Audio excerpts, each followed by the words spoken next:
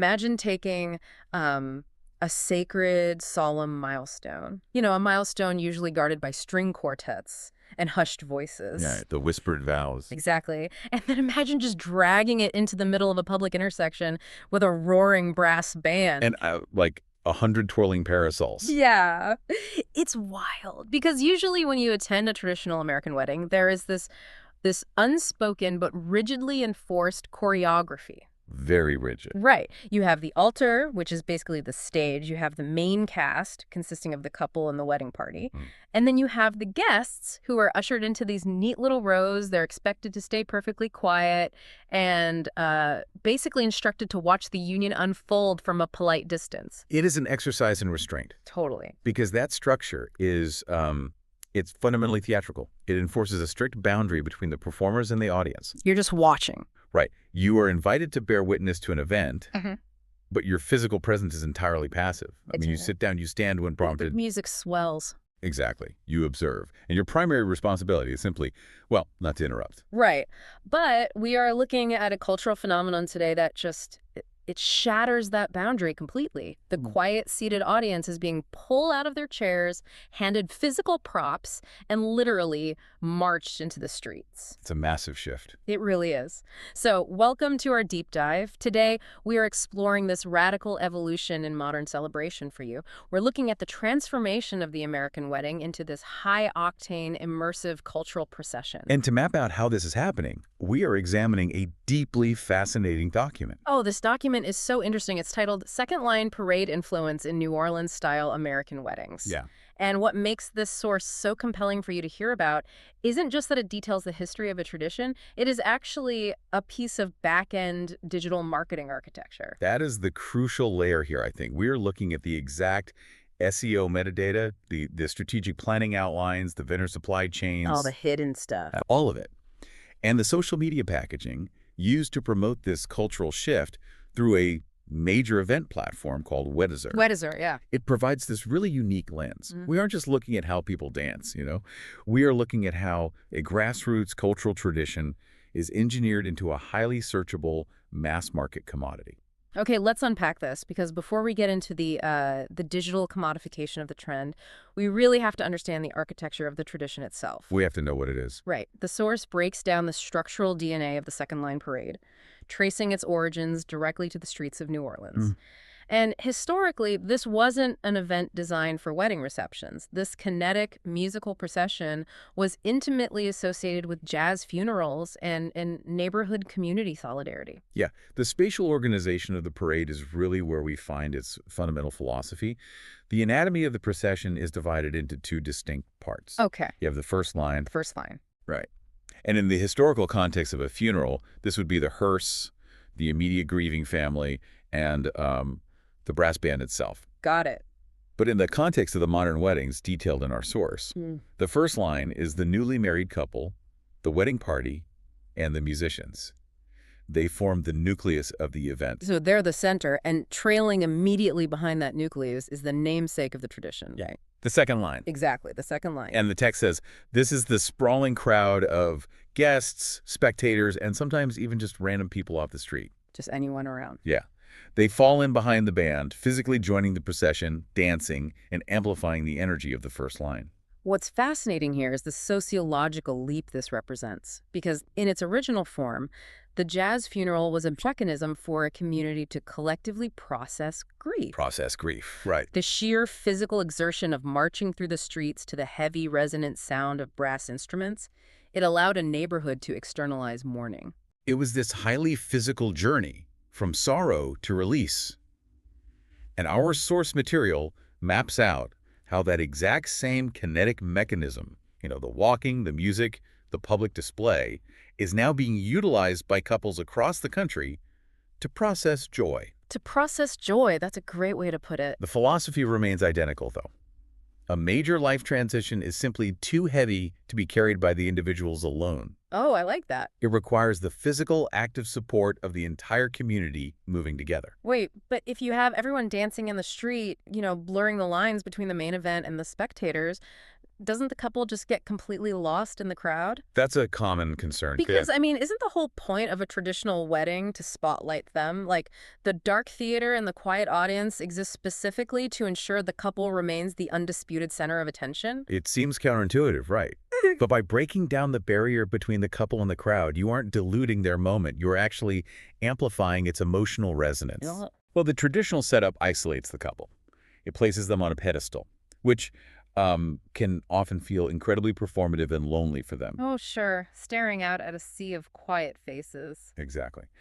The second line philosophy suggests that a union isn't just some private legal contract you watch from afar.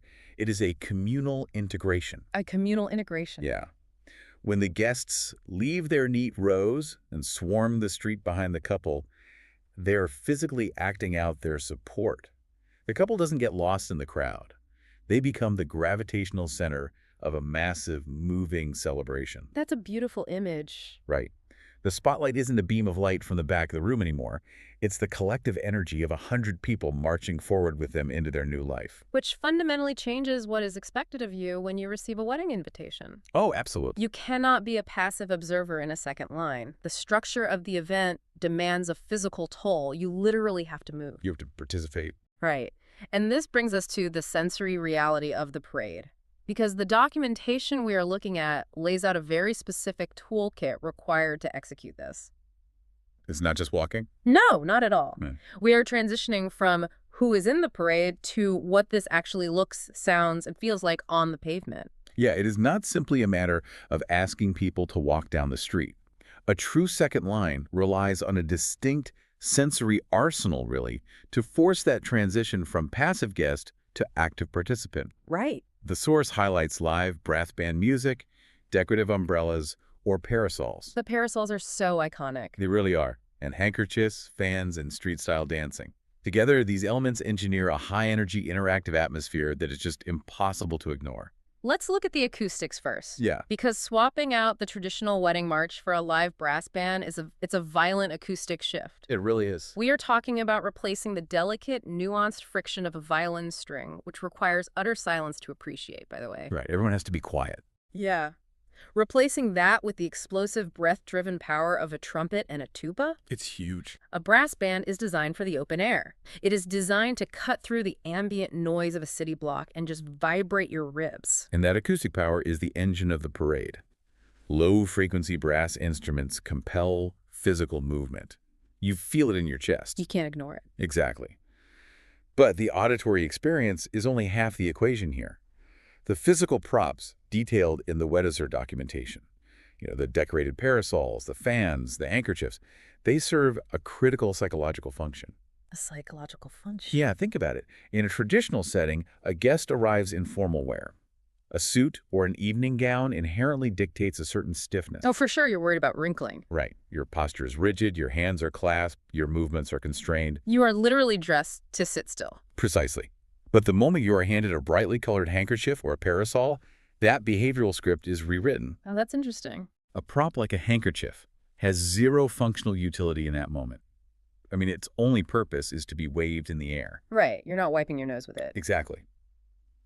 When you hand that to a guest, you are issuing a physical mandate to participate. It acts as a psychological permission slip to abandon the stiffness of their formal wear. Wow. The parasol does the exact same thing, but it also alters the spatial dynamics of the crowd. It expands the physical footprint of the person holding it. Because they're holding it open above them. Yes, forcing the crowd to space out, to twirl, to take up more room on the street. So you are literally handing them the tools to dismantle their own formality. Well, that's a great way to put it. But, I mean, how do you reconcile that absolute explosion of sound and space with the solemnity of a wedding? For most families, a marriage is a deeply serious, spiritually weighty milestone. It is. So how do you go from whispered vows and tearful parents to roaring trumpets and people twirling umbrellas in a crosswalk? Well, the transition isn't an accident. It is a deliberately engineered emotional pivot.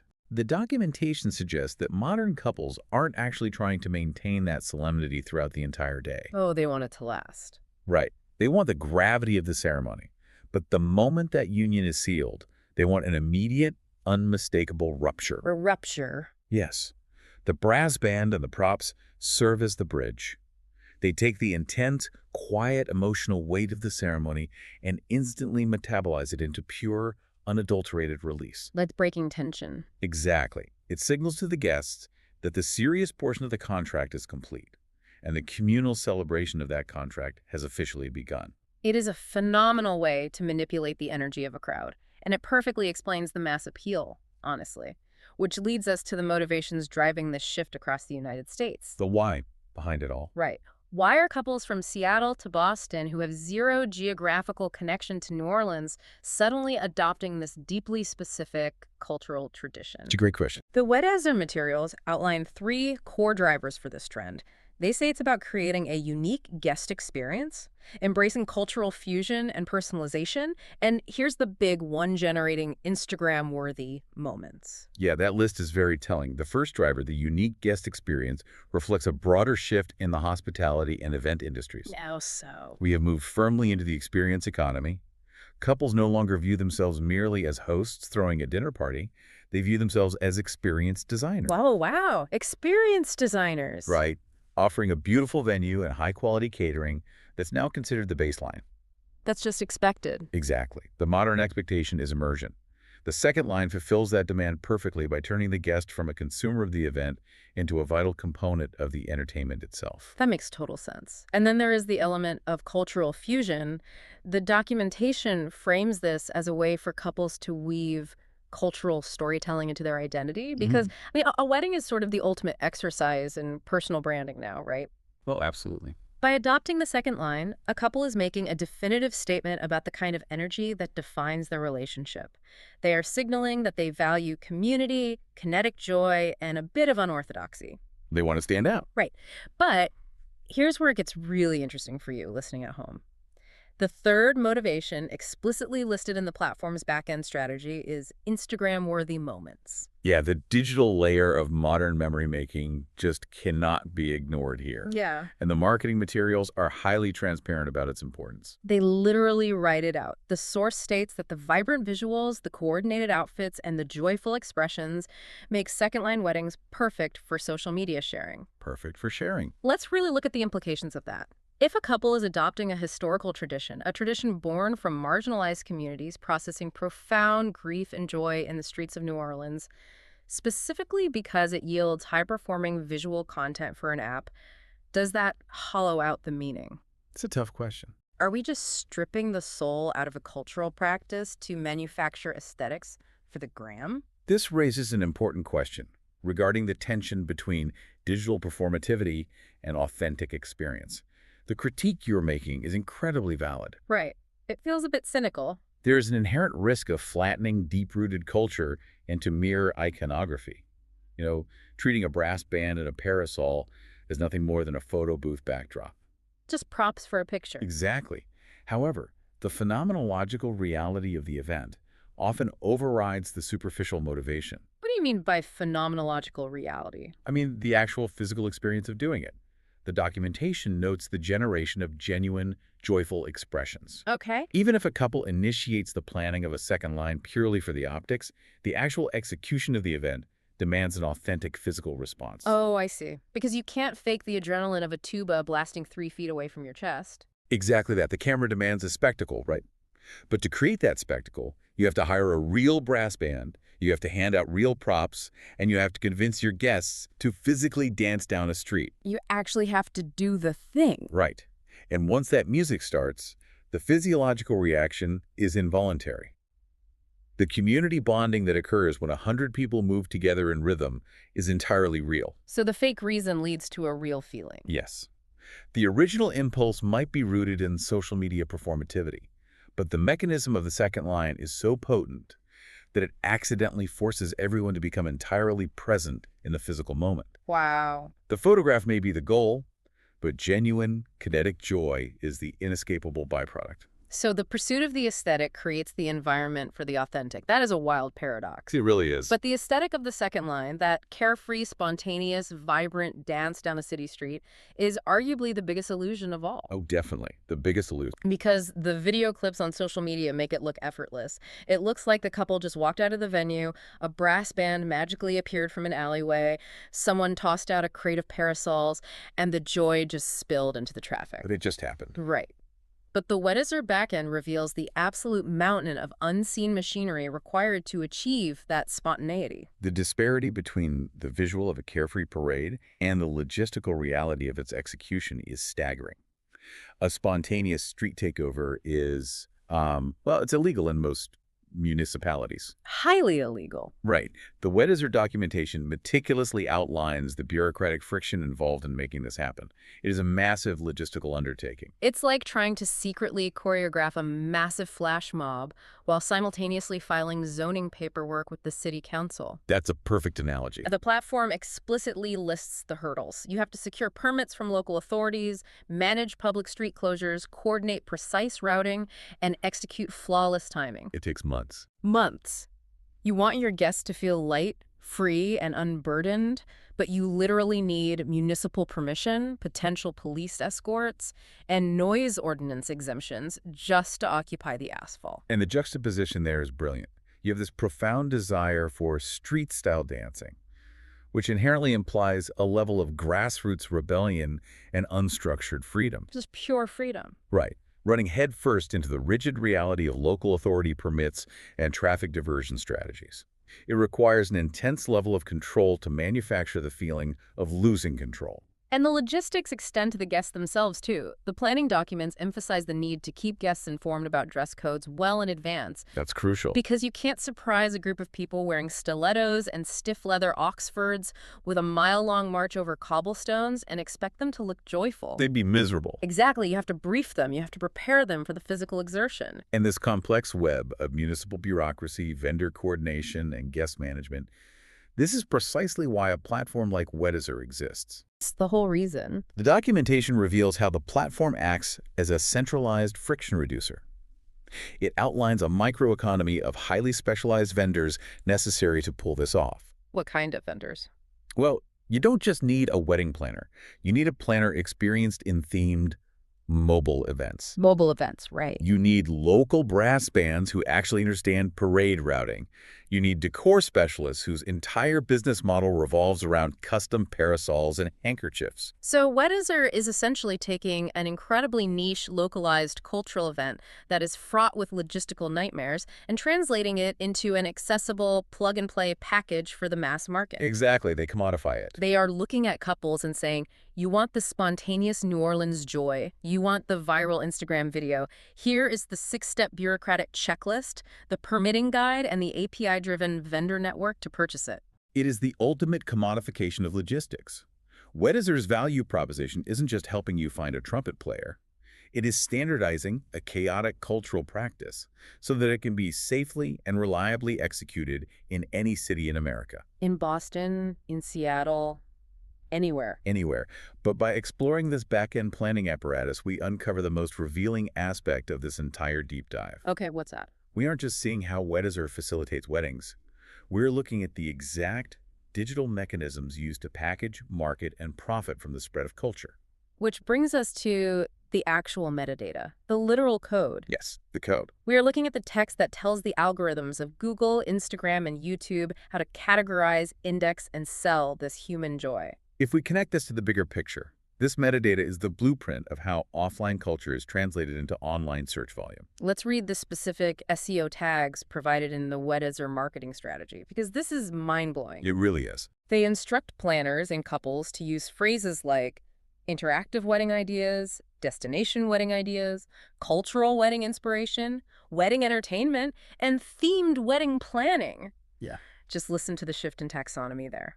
The language is completely sanitized. Totally. It transitions a historical, deeply emotional community tradition into a functional category of wedding entertainment. Just a bullet point on a list. Right. It becomes a theme placed right alongside rustic barn weddings or black tie galas. It is stripped of its geographical and historical context so that it can be applied universally. And the social media packaging is masterfully engineered. I mean, they provide a plug-and-play caption. It says, quote, "Turn your wedding into a celebration of music, culture, and joy with a second-line parade, complete with a trumpet emoji and sparkles." Of course, the emoji. The semiotics of the trumpet emoji immediately signal fun, noise, and festivity to a scrolling user. But it is the YouTube optimization strategy that truly exposes the machine. Oh, the YouTube title. Yes. The document provides a high CTR title. For those of you unfamiliar, CTR stands for click-through rate. Right. It is the metric used to measure how successfully a headline manipulates a user into clicking a video. And the suggested title they give is Second Line Wedding Parade Ideas, Trumpet Emoji New Orleans-Style Weddings You'll Love. It is a brilliantly constructed piece of algorithmic bait. Bait is the perfect word for it. The use of capitalized words like love, combined with the emoji and the highly specific search terms, it is designed to capture intent. Right. It isn't trying to educate you on the history of the jazz funeral. It is promising you actionable ideas to enhance your own personal event. But the trending hashtags they target, those are the ultimate climax of this digital translation. They're so telling. We see hashtag second line wedding and hashtag New Orleans style, which, makes sense. Sure. But then we hit hashtag modern bride, hashtag viral weddings, and hashtag luxury weddings. I just have to pause and absorb the sheer irony of that progression. It's quite a leap. We are talking about a grassroots street tradition that originated in marginalized neighborhoods as a way to mourn the dead and celebrate community resilience. Right. And here, in the back-end code of a tech platform, it is explicitly engineered to capture the attention of high-net-worth individuals and is aggressively categorized under hashtag luxury weddings. The irony is profound, but the business logic is flawless. It works. You are observing the complete life cycle of a modern trend laid bare in a few lines of metadata. For a localized tradition to scale globally in the digital economy, it must submit to the language of algorithms. It has to speak Google's language. Exactly. It has to become a searchable commodity. How does a New Orleans street parade become a luxury wedding? By being wrapped in an ecosystem of specialized decor vendors, permit expediters, and curated logistics on platforms like Weddizer. Precisely. The platform takes the raw, offline cultural joy, smooths out the chaotic edges, standardizes the execution, and assigns it metadata. So that someone searching for unique wedding entertainment in Chicago or Seattle is algorithmically served this exact cultural package. It is a remarkably clinical process. There is a jarring cognitive dissonance between the raw, sweaty, visceral emotion of a brass band tearing through a city street and a sterile digital tag that reads, high CTR YouTube title. It feels very disconnected. We like to think of culture as something organic, right? Something that just kind of floats in the air and spreads through human connection. Word of mouth, seeing it on the street. Yeah. But this document proves that modern culture is actively distributed through search intent and digital marketing blueprints. It's engineered. We don't stumble upon a parade and get inspired anymore. We search the hashtag viral weddings, find a 60-second video, and purchase the logistical framework to recreate it. That is the defining mechanism of modern inspiration. But you have to remember, the joy experienced on the street is entirely real. Even if the inspiration was digital. Yes. The physical vibrations of the music are real. The smiles on the guests' faces are real. But the pathway constructed to arrive at that moment of authentic joy is entirely paved by digital marketing, search volume, and bureaucratic permitting. So after tracing this journey from the historical streets of New Orleans through the psychological breakdown of formal wear via parasols and handkerchiefs, deep into the municipal zoning laws and vendor supply chains, and finally into the cold, calculating world of SEO metadata, what does this all reveal about us? Well, I think it reveals that the traditional passive American wedding is facing a massive structural rejection. The rejection of the quiet theater. Exactly. There is a profound hunger for active participation. The second line parade effectively murders the concept of the passive audience. Murders it. I love that. It does. It uses the physical tools of umbrellas and the auditory supremacy of a brass band to forcibly remove people from their seats and demand their kinetic energy. It requires an almost comical amount of unseen machinery. municipal paperwork, specialized routing, API-driven planning platforms, just to achieve that fleeting feeling of spontaneous, unbridled joy. A lot of work for a spontaneous moment. Weddizer and platforms like it are building the invisible infrastructure necessary to make that heavy logistical lift possible for the average consumer. They're turning a complex cultural artifact into a highly shareable mass market fusion. Ultimately, the most important takeaway isn't the SEO tags or the permit laws. What is it? It is what the trend says about human nature.